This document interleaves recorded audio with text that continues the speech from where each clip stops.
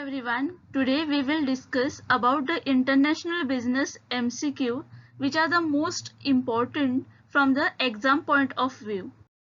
So the first one is इसमें से कौन सी बिजनेस एक्टिविटी है जो बिजनेस एनवायरनमेंट में की जाती है.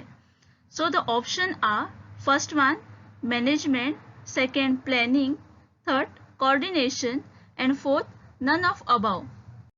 इस क्वेश्चन का करेक्ट आंसर होगा management. Management of business activity is done in business environment. इसमें कौन सा ऑप्शन है जो बिजनेस एनवायरनमेंट में स्टडी नहीं होता. First option is national income, second cultural custom, third management of business function and fourth all of the above. इसका correct answer है national income. National income business environment में study नहीं होता. Factors और element of business generally depend on which environment. जो business के element होते हैं वो जनरली किस एनवायरनमेंट पे डिपेंड होते हैं. Options are social environment, natural environment, human environment और द फिजिकल एनवायरनमेंट. इस क्वेश्चन का सही आंसर है नेचुरल एनवायरनमेंट. जो एलिमेंट होते हैं बिजनेस के वो जनरली नेचुरल एनवायरनमेंट पर डिपेंड होते हैं. Business environment is more descriptive and what. Options are simple, large, complex and none of the above. इस क्वेश्चन का करेक्ट आंसर है कॉम्प्लेक्स.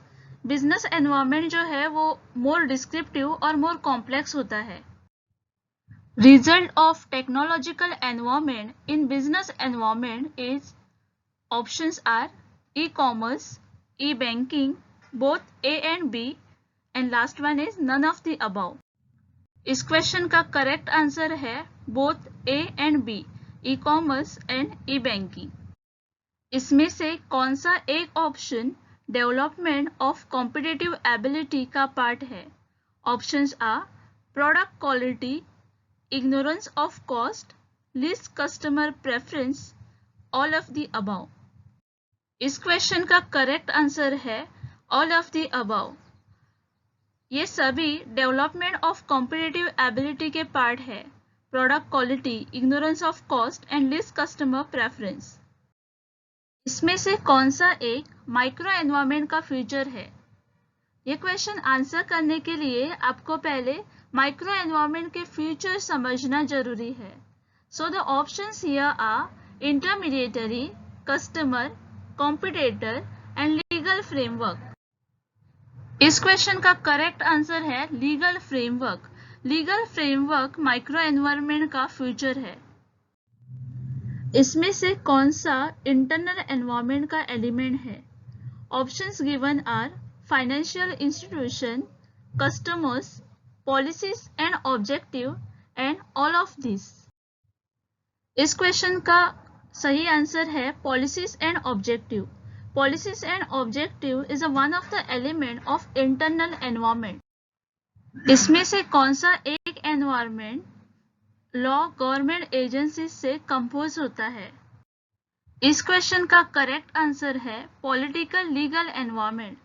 पॉलिटिकल लीगल एनवायरनमेंट जो होता है वो law, government agencies and pressure group से कंपोज होता है.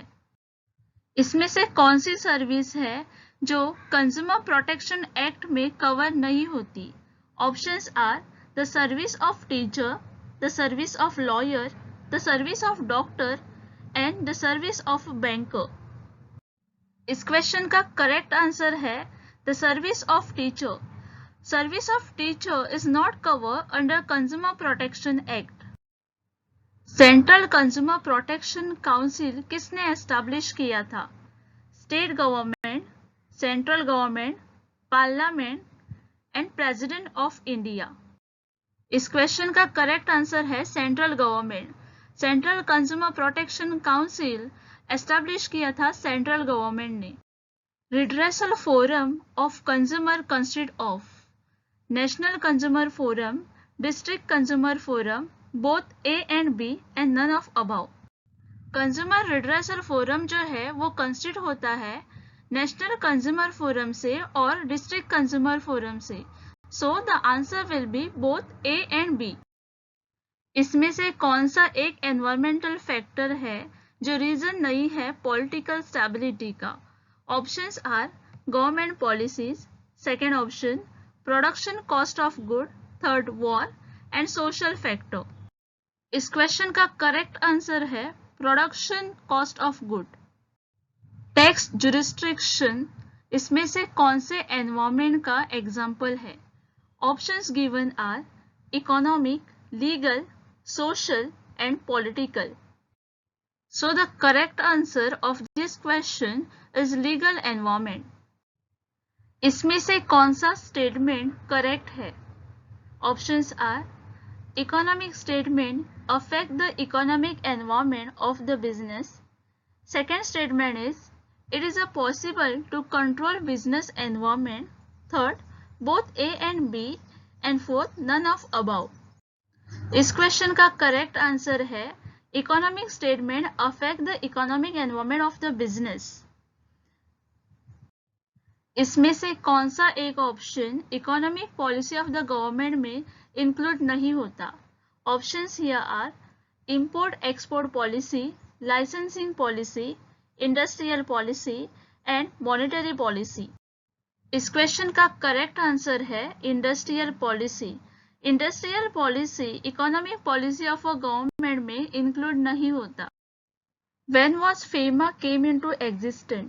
फेमा कब आया था? ऑप्शंस आर 7 जून 2000, 31 जून 2000, 20 मई 1999 एंड 12 मई 1999। इस क्वेश्चन का करेक्ट आंसर है option A, FEMA came into existence on 7 June 2000. FEMA is implemented for. FEMA किस लिए इम्प्लीमेंट हुआ था? ऑप्शंस दिए गए हैं to facilitate external trade and payment, to emphasis on transparency, both A and B and none of above. इस question का correct answer है option C, both A and B.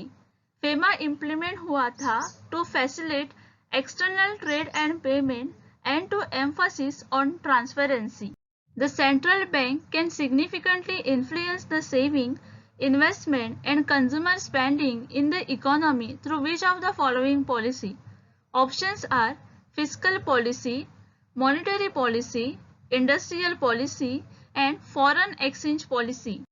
इस क्वेश्चन का करेक्ट आंसर है monetary policy. Consumer का जो attitude होता है और belief about the diet, health and nutrition are influenced by economic environment, cultural environment, social environment और नेचुरल एनवायरनमेंट। इस क्वेश्चन का करेक्ट आंसर है cultural environment. Consumer attitude and belief about diet, nutrition, health are influenced by cultural environment. इनमें से कौन सा internal environment का part नहीं है? Options are mission and objective, human resources, customer and shareholder value. इस question का correct answer है option number C, customer internal environment का पार्ट नहीं है। The low income economy are sometime refer to as first world, second world, third world और none of the above. The low-income economy are sometimes referred to as third world. So the correct option is option number C. CII का full form क्या होता है? Options are Confederation of Indian Industry, Condition of Indian Industry, Classes of Indian Industries, Civilian of Indian Industry. So the correct answer is option number A. CII stand for Confederation of Indian Industry. Government of India ने public sector disinvestment commission कब constitute किया था? Options are 15 March 1991, 23 अगस्त 1993, 23 सितंबर 1993 and 6 मई 1994। इस question का correct answer है option number B, government of India ने पब्लिक सेक्टर डिसइन्वेस्टमेंट कमीशन 23 अगस्त 1993 को कॉन्स्टिट्यूट किया था। कंपटीशन एक्ट 2002 ने कौन से एक्ट को रिप्लेस किया था? Options are FERA, MRTP, POTA and none of above. इस क्वेश्चन का करेक्ट आंसर है option number B, MRTP act.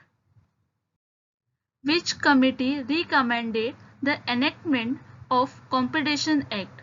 Options are high level committee on competition policy and law, a committee on law and order, a central committee for research and policy and none of above।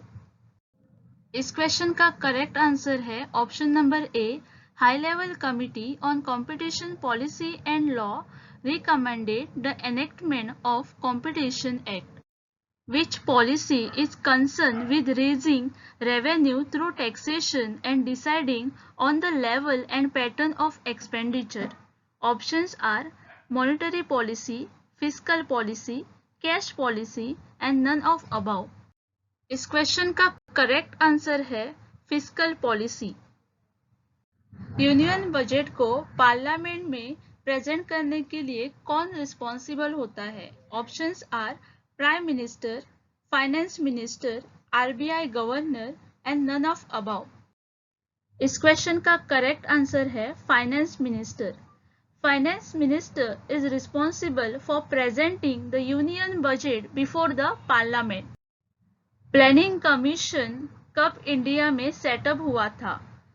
1950, 1951, 1947, 1952। Planning commission जो है वो India में setup हुआ था इन year 1951।